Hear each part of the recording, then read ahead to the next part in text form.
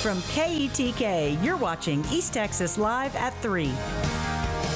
Welcome back. Joining us now is author Kevin, and he's here to tell us about his comic book. How are you doing today?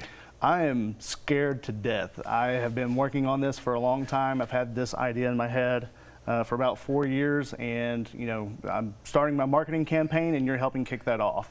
Yes, sir. So tell us how you kind of got into writing. Well, first of all, I like to be creative, but this is actually the first time I've written anything that I'm trying to put out there, for the whole world to see. I got introduced to the idea of archetypes about 4 or 5 years ago, and basically archetypes are certain types of characters that we see cross-culturally throughout history. They come in different flavors, different styles, but the template is the same, where it's the hero of the story, or the orphan, the everyman who gets pushed onto a journey that he didn't really want to go on to. And so the idea was that all of these archetypes are actually a part of us. And so I do what any other normal person does, and I try to insert myself into a story. What do I look like as the hero? What do I look like as Gandalf, the wizard, things like that. And so I did that for all of the characters, and then I was like, what if all of those characters were talking to each other in the same place? And so what would they say to each other? And if they were guiding me, what would that look like? So I decided to apply that to 3 siblings, Hudson, Micah, and Ike, and each has their own council, and they all look like them, either aged up or aged down. Yes, sir. And explain what Caves and Councils is kind of about. Okay, so like I said, we're following three siblings, and whenever they face a pivotal decision, we go inside their mind, which is represented by a torchlit cave.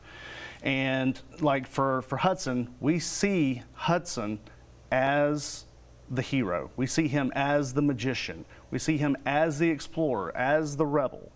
And so each one of them typically has something to say, and it's not a democracy. It's whoever has the loudest voice. That's the one that's going to win, and that archetype will appear behind that sibling and kind of guide them through the process that they've decided on, and then we get to see the fallout from that. Yes, sir. And what do you hope readers kind of take away from reading your series? Well, as I was writing the series, I was getting a lot more clarity on myself, and starting to see, oh, this is why I have that urge to do, X, Y, Z. And what I'm hoping is that readers will kind of start to see themselves a little bit more clearly. For the younger readers, I'm hoping that one day, schools will, take this material on. I want them to be more emotionally intelligent. I want them to pause and go, okay, this is why I'm feeling the way that I am, and then they get to decide who has the microphone in their council. Yes, sir. And how can people follow you and find your book? Okay, so currently it's being sold digitally on Amazon Kindle right now. You see this in print. This is very rare. I'm going to gift this to you and autograph it. Let's go. But this print right here will never exist again. I'm going to have a video coming out shortly explaining what our print and digital strategy is moving forward. But remind me what the question was again. I apologize. Just how people can follow you. Okay. Yes, I'm on Facebook. I'm on Instagram, TikTok, and YouTube. You can follow those pages. Just do a simple search for Caves and Councils. It's not 2 words that you normally put together, so it should pop right up.